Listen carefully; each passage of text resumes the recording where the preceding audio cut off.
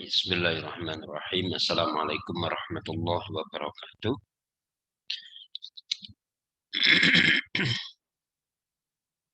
Alhamdulillah rabbil alamin. Alhamdulillahilladzi hadana li hadza wa ma kunna linahtadiya laula an hadana Allah. Asyhadu an la ilaha illallah wa asyhadu anna Muhammadan abduhu wa rasuluh. Allahumma shalli wa sallim wa barik ala sayyidina Muhammadin wa ala alihi wa sahbihi ajma'in. Subhanaka la ilma lana illa ma 'allamtana innaka antal alimul hakim. Rabbi shrah li sadri wa yassir li amri wahlul 'uqdatam min lisani yafqahu qawli. Mari kita awali dengan sama-sama kita baca suratul Fatihah. Hadrat Nabi Mustafa sallallahu alaihi wasallam wa ala alihi wa sahbihi wa dzurriyyatihi wa sahabatihi ajma'in. وجميع الملائكة المقرب لهم الفاتحة. أعوذ بالله من الشيطان الرجيم. بسم الله الرحمن الرحيم. الحمد لله رب العالمين الرحمن الرحيم مالك يوم الدين إياك نعبد وإياك نستعين اهدنا الصراط المستقيم صراط الذين أنعمت عليهم غير المغضوب عليهم ولا الضالين. ثم إلى حاضر جميع سيداتنا ومشايخنا ومشايخنا وخصوصا لروحي وحسن الأهل رسولي وعيدهم الفاتحة. أعوذ بالله من الشيطان الرجيم. بسم الله الرحمن الرحيم. الحمد لله رب العالمين الرحمن الرحيم مالك يوم الدين إياك نعبد وإياك نستعين اهدنا الصراط المستقيم صراط الذين أنعمت عليهم غير المغضوب عليهم ولا الضالين.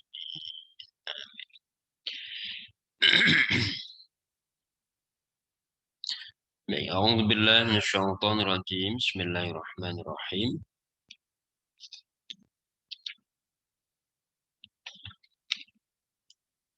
Para santri semuanya, baik di rumah maupun yang ada di pondok. Mari kita lanjutkan. Kemarin kita sampai di surah Yasin ayat yang ke-68 ya. Sampai ayat yang ke-68 itu masih bercerita tentang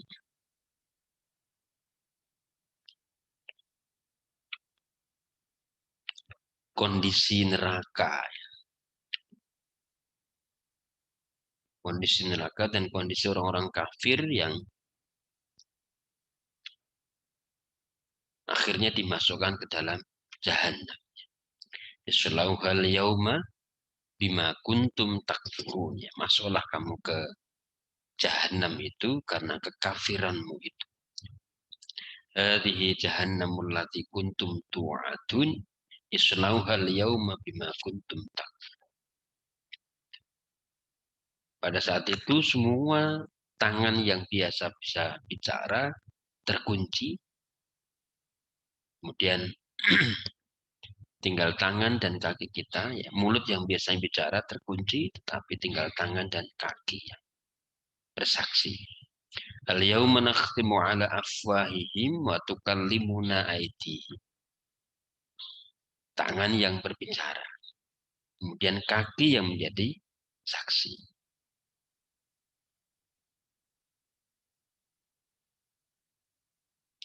Kemudian disusul ayat berikutnya tentang kondisi orang yang sesat, dan semakin sesat itu dia akan dibutakan. Dalam tanda kutip, mata hatinya tidak bisa melihat kebenaran. Walau nasya'u latamasna ala a'yunihim. Kami hapus penglihatan mereka. Kami hapus penglihatan mereka. Ketika dihapus penglihatan itu,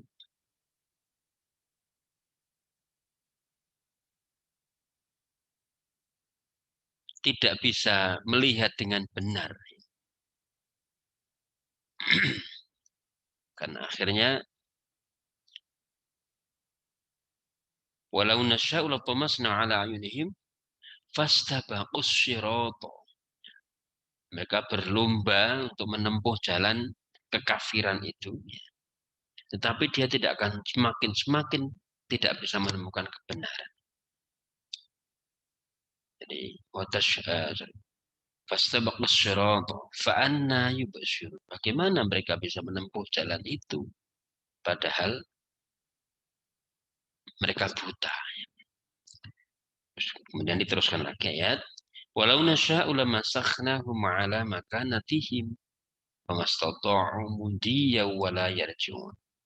Bila kami kehendaki, kami bisa mengubah sosok dan bentuk mereka sehingga tidak dapat berjalan maju atau mundur.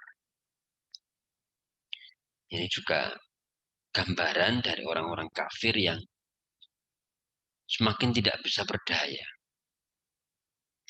Nah, kemudian lagi diingatkan kita dengan waman nu'ammirhu nunakkishu fil khalq afala yaqilun. Secara biologis ketika usia semakin bertambah tua, nu'ammirhu berarti dipanjangkan umurnya, umur. Nunakkishu fil khalq. Kami kembalikan ke fitrahnya yang makin lemah. Nakishu fil khalq. Semakin pikun, semakin jompo, semakin tidak berdaya ya. Bahkan kembali seperti kanak-kanak. Kita bisa lihat ya ketika orang-orang tua itu kadang perilakunya kembali seperti anak-anak. Ya, kita bermohon pada Allah mudah-mudahan di akhir hayat kita itu sampai dengan akhir kita masih dijaga oleh Allah. Ingatan kita ketika tidak pikun dan seterusnya. Dan andikan pun nanti wafat itu kondisi yang tidak merepotkan banyak orang. Wa ma 'allamnahu asy-syi'ra wa ma yanbaghi lah in huwa illa dzikru wa qur'anun. Nah, kemudian ini kita diingatkan oleh Allah di statementnya umum ya. Kami tidak mengajari Muhammad itu syair. Jadi kalau tuduhan orang-orang kafir yang mengatakan bahwa Muhammad itu ahli syair, itu tidak. Quran itu jauh melampaui sebuah kitab tafsir, kitab syair. Wa ma 'allamnahu syi'ra. Kami tidak mengajari Muhammad itu syair. Jadi ini bukan syair. Wa ma yanbaghi dan tidak pantas ya, dan memang tidak pantas itu bagi Rasulullah. Jadi ini kalau kita mengatakan Quran itu hanya sebatas pada kitab yang keindahan tafsirnya, syairnya saja. Itu enggak tepat. Bukan itu. Andikan itu pun sebagai bagian dari kemukjizatan Quran ya. Itu salah satu saja, tetapi bukan itu intinya. Ya. Jadi kita jangan sampai terjebak mengagumi Quran itu hanya dari sisi keindahan tafsir syairnya. Nun wal qalami wa ma yasturun dan seterusnya. Bukan hanya sekedar keindahan rasanya itu. Jangan sampai hanya di situ. Karena bukan itu intinya Quran diturunkan. Kira-kira begitu kalau kita mau tangkap ya. Wa ma 'allamnahu syi'ra. Quran yang diturunkan pada Rasulullah itu bukan kitab syair ya. Karena itu deklarasi dari Allah, penegasan dari Allah bahwa kami tidak mengajari Muhammad itu syair. Itu juga mengingatkan kita, jangan sampai sekali lagi kita mengagumi Quran itu hanya dari sisi keindahan rasa. Kita mengagumi bacaan orang itu hanya dari sisi keindahan tartilnya. Kita mengagumi Quran itu hanya dari sisi rasa lagunya, bukan itu. Ya itu penting untuk membuat rasa karena itu bagian dari seni. Seni untuk kita itu kan jiwa manusia itu kan multidimensinya. Ada akalnya, ada seninya, dan seterusnya. Ada otak kanan, ada otak kiri. Ya Allah ciptakan begitu harus berimbang. bukan salah ketika Quran itu dikreasi menjadi sebuah keindahan. Ada ayat-ayat yang dibuat kaligrafi. Ada surat-surat yang dibaca dengan lagu-lagu tertentu. Yang itu mungkin bisa menambah keindahan rasa kita dalam mengagumi Quran. Tetapi jangan berhenti di situ bahasanya. Wa ma 'allamnahu syi'ra wa ma yanbaghi lah. Dan memang tidak pantas Quran itu diperlakukan sebagai syair. Wa ma 'allamnahu syi'ra wa ma yanbaghi lah. In huwa illa dzikrun wa Qur'anum mubin. Tidak lain bahwa dia itu adalah peringatan. Jadi Quran itu salah satu namanya adalah az-zikr. Quran itu betul-betul peringatan yang sangat agung, yang sangat besar. Kita diingatkan, semua isi Quran itu adalah peringatan untuk berwaspada. Coba kamu perhatikan. Mulai dari kisah masa lalu, mulai dari kisah yang gaib. Itu Quran yang tujuan utamanya adalah supaya kita ingat akan kesejatian hidup. Kira-kira begitulah kalau mau dibahasakannya. Biar kita ingat. Kita tahu apa sih sebenarnya kesejatian hidup itu. In huwa illa dzikrun wa Qur'anum mubin, dan bacaan yang sangat jelas. Jadi bukan kitab syair dan tidak pantas kita melabeli Quran itu hanya dari sisi keindahan syairnya. Maka sekali lagi Quran itu fungsi utamanya adalah sebagai adzikr. Bukan sebagai syair, bukan sebagai kitab mantra. Meskipun ada yang dibaca ya, berulang-ulang. Kalau baca ini akan dapat begini. Kalau itu tujuannya itu tidak lebih sebagai mantra. Ya, kau baca qul huwallahu ahad 7 kali atau 100 kali. Kalaupun iya, itu bagian dari barokahnya Quran, kemujizatan Quran. Tidak apa-apa ya. Tetapi jangan berhenti di situ. Jadi luar biasanya Quran itu bisa berbagai dimensi. Tetapi jangan berhenti sampai di situ. Kita harus tetap bisa menangkap tujuan utama Quran itu kepada kita itu apa. Ya. In huwa illa dzikru wa Qur'an. Nah, itu. Liyungdzira qauman liyungdzira man kana hayyan wa yahiqqal qawlu 'alal kafirin. Liyungdzira man kana hayya, untuk memberikan peringatan kepada orang yang hatinya hidup. Atau kalau tidak ditambahi kata hati, ya kita bisa terjemahkan liyungdzira man kana hayya. Untuk memberikan peringatan kepada siapa? Orang yang hidup. Nah, gitu. Jadi Quran itu fungsinya kepada yang hidup. Nah, ini juga kita kembalikan kepada tradisi membaca Yasin. Selain sebagai doa kepada orang yang sudah meninggal, pastilah kita berdoa. Itu ya liyungdziru hayya, liyungdziru man kana hayya, untuk memberikan peringatan kepada orang yang masih hidup. Nah, gitu. Makanya pentingnya Yasin ini kan bagus sekali isinya kan. Ketika Anda membaca, itu diangan-angan maknanya. Supaya kita yang masih hidup itu bisa diingatkan dengan isinya. Nah, itu. Jadi Quran itu memang untuk orang hidup. Bukan untuk orang mati. Kira-kira begitu kalau mau diinikan. Hidayah Quran itu untuk orang yang hidup, masih hidup. Liung diromangkana hayya. Meskipun itu jangan diputus. Kemudian kalau begitu gak ada padanya untuk orang yang sudah meninggal. Bukan itu. Gak usah dipakai logika begitu. Jadi,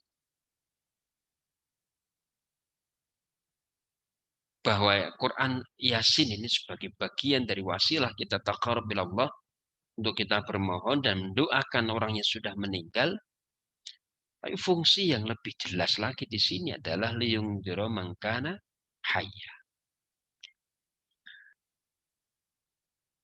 Wa yahiqqal qawlu 'alal kafirin, dan memberikan keputusan yang pasti bagi orang-orang yang kafir.